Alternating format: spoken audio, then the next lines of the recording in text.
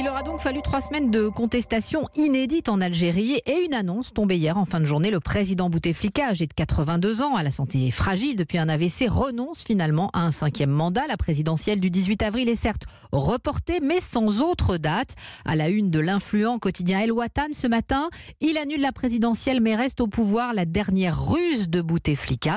D'ailleurs, hier soir à Alger, la population criait sa joie tout en étant consciente que la partie n'était pas encore gagnée. Écoutez le reportage du correspondant d'Europe 1 Nour Chahine. À l'annonce du retrait de la candidature de Bouteflika pour la présidentielle d'avril prochain, le centre d'Alger s'est rempli de monde venu fêter la nouvelle. Le peuple a gagné, eh bien, la tête de la pyramide s'en va. On est là pour fêter une première victoire. Mais attention, il faut rester vigilant. C'est pas encore fini. Je suis très contente, mais on attend la suite.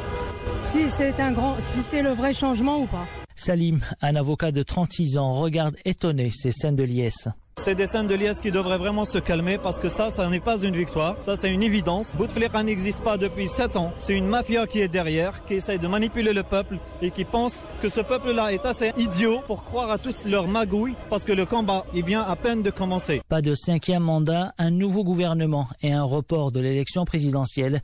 Une série de décisions qui laissent certains Algériens perplexes. Il n'a pas le droit de reporter les élections. Il a le droit de se retirer, mais c'est à nous de décider en tant que citoyens ce que nous devons faire. D'une élection anticipée, Bouteflika est passé à l'option du prolongement de son mandat, du pareil au même, selon les premières réactions ici à Alger. Un reportage signé Nour Chahine. Jean-Yves Le Drian, ministre des Affaires étrangères, salue la décision du président Bouteflika. Quant à Emmanuel Macron, il devrait s'exprimer ce matin depuis Djibouti, où il vient de commencer un périple en Afrique.